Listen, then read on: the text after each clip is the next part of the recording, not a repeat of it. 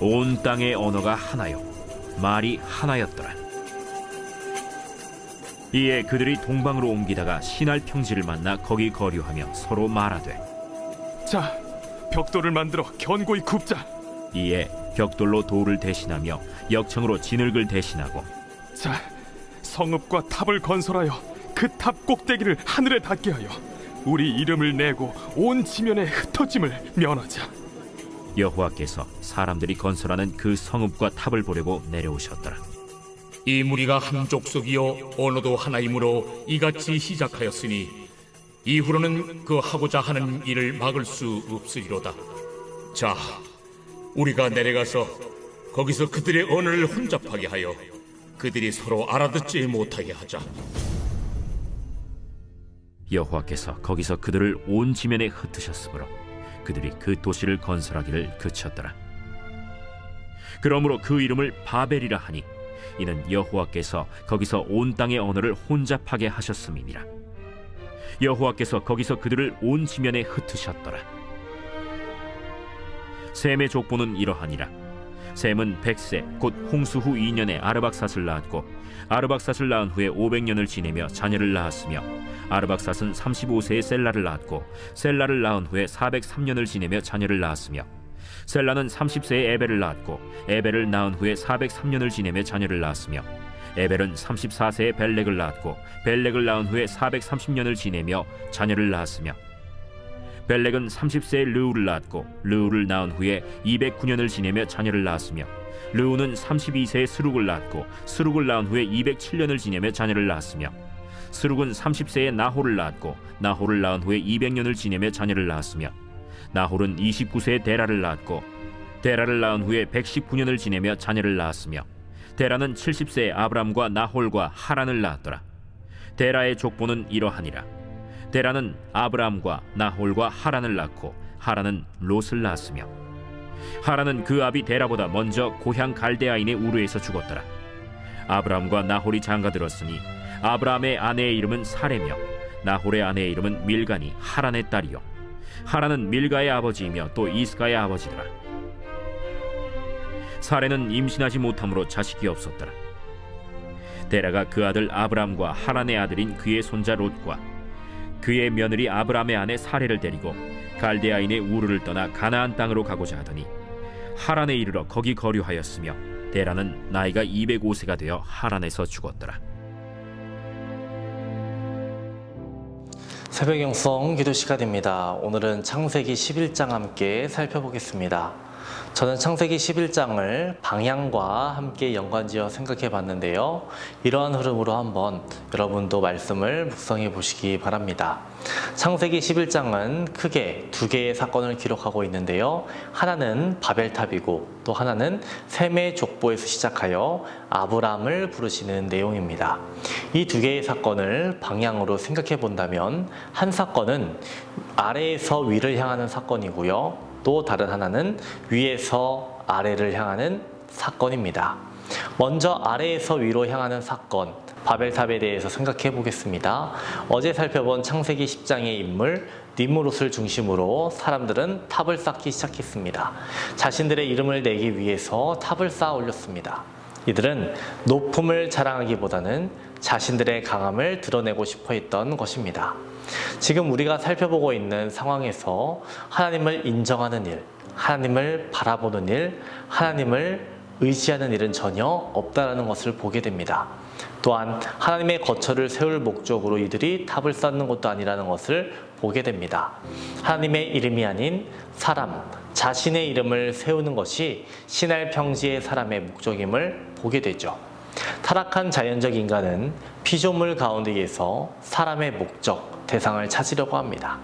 사람의 마음은 하늘 아래서 계속 무엇을 세우려고 합니다. 사람의 마음은 계속해서 이 땅에서 이름을 새기려고 합니다. 또 이 땅에서 목적을 찾으려고 합니다. 사람의 마음을 계속해서 이렇게 둔다면 하늘 아래서 계속 무언가를 찾아다니고 무언가를 세우려고 합니다.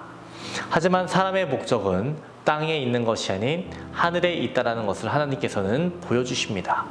그 시작 또한 하늘에서 시작됩니다. 바로 하나님의 부르심입니다. 하나님께서 부르심으로 인해 사람의 목적이 온전해지는 것이라는 것을 알려주기 시작하시는 겁니다. 하나님께서는 부르심으로 사람의 역사를 써내려 가시려고 하시는 겁니다. 바로 그것을 보여주시기 위해 셈의 족보를 보여주시는 것이고 아브라함을 부르시는 것입니다. 하나님께서 아브라함을 부르시는 장면이 나옵니다. 아래에서 위로 올리는 그 역사를 끊어내고자 위에서 아래로 향하는 방향, 사람들의 뜻을 이루는 것이 아닌 하나님의 뜻을 이루고자 하나님께서는 아브라함의 가족을 부르시는 겁니다. 이것이 진정한 하나님의 역사라는 것을 알려주시는 겁니다. 다음으로는 방향이 모이는 것과 흩어지는 것에 대해서 생각해 보겠습니다. 당시의 언어가 하나였습니다. 언어는 생각을 담는다라고 말하죠. 그렇기에 한국인과 미국인이 사고하는 방식이 다릅니다. 미국인은 동사를 먼저 말합니다. 반면에 한국인은 동사를 가장 마지막에 말합니다. 당시 언어가 하나였다라는 것은 생각이 같았다라는 것을 말하는 겁니다. 그들 모두가 일치된 생각을 가지고 있었다는 겁니다. 그 일치된 생각이 무엇입니까? 그들이 동의한 의견이 무엇입니까? 하늘에 닿고자 했다는 것입니다. 이름을 내고자 했다는 것입니다. 하나님같이 되고자 했다는 것입니다.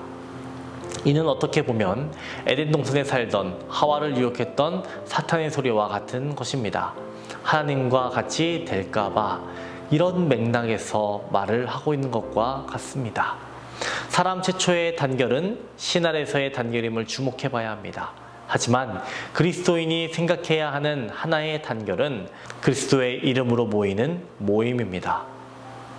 그 모임은 오순절 다락방에서 시작되었고요. 또 교회로 계속해서 이어지는 것입니다. 신 아래 단결은 하나님께서 내려오셔서 심판의 의미로 방언을 주심으로 흩어지게 하셨습니다. 하지만 오순절 다락방의 단결 때에는 방언이 해석되어지는 놀라운 사건을 경험하게 됩니다.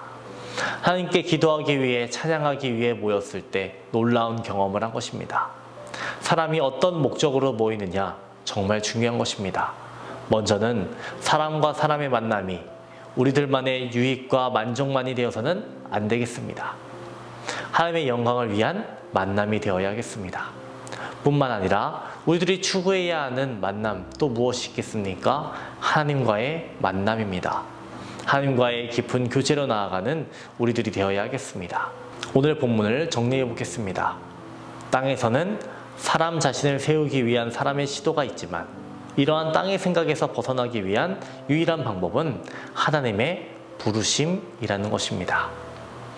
하나님께서 부르시면 우리는 하늘의 목적을 두고 살아갈 수 있습니다.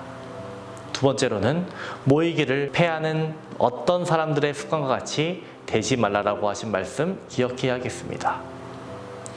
우리들이 모이는데 어떤 목적으로 모여야 할지 분명히 해야겠습니다. 하나님께 찬양하고 영광 돌리기 위해 모이는 우리 모두가 되기를 주님의 이름으로 축원합니다. 오늘의 공동기도 제목은 주의 종과 청지기를 위한 기도입니다. 담임 목사님의 영육간의 강건함을 위해서 기도해 주시고 말씀의 능력을 7갑절 더해 주시며 말씀을 전하는 자리마다 성령의 능력이 나타나기를 기도해 주시기 바랍니다. 부교육자와 장로님들 모든 청지기들에게 성령 충만 주시고 가정에 평안함 주시기를 기도해 주시기 바랍니다. 기도하겠습니다. 우리를 사랑하시는 하나님, 오늘 하루도 주의 능력으로 살아가게 하여 주옵소서. 이 악한 세상 속에서 마음을 지키고 말씀을 지키고 믿음을 지켜내는 삶 살게 하여 주옵소서. 하늘의 소망을 두며 살아가는 우리들 되게 하여 주옵소서. 오늘은 주의 종들과 청지기를 위해 기도합니다. 담임 목사님의 사역 가운데 항상 함께하여 주시옵소서. 영육간의 강건함 허락하여 주시고 말씀 선포하실 때마다 성령의 능력이 나타나게 하여 주시고 죽어가는 영혼들 살려주시고 얼음처럼 차갑고 바위처럼 굳은 심령들 깨어지며 뜨겁게 하여 주옵소서. 부교육자들과 장로님들 모든 청지기들 성령 충만케 하여 주시고 가정의 평안함을 허락하여 주옵소서. 태문을 위해 기도한 성도 있습니다. 자녀를 허락하여 주시옵소서. 암과 싸우고 있는 박지승 권사님, 유은정 권사님, 이영숙 권사님, 이명숙 권사님, 오유미 집사님, 박서인 청년, 유규민 청년에게 주의 강사를 비춰주시고 깨끗이 치유하여 주옵소서. 연로하신 장로님, 권사님, 집사님들에게 위로와 용기를 더해 주시옵시고 논의의 삶이 아름답게 하여 주옵소서. 은혜롭게 하여 주옵소서. 건강하게 하여 주옵소서. 이명숙 권사님에게 힘을 주시옵소서. 이 위기를 잘 넘기게 하여 주옵소서. 호화모 전우님, 이전과 같은 기력과 건강 허락하여 주시옵소서. 우울증을 겪고 있는 성도들이 있습니다. 치유하여 주시옵소서. 공황장애, 불면증을 겪고 있는 성도들이 있습니다. 말끔히 고쳐 주시옵소서. 새벽마다 주님께 드리는 우리의 기도 제목에 주님 응답하여 주시옵소서. 채우시는 하나님의 은혜를 경험하게 하여 주시옵소서. 감사드리며 예수님의 이름으로 기도합니다. 아멘.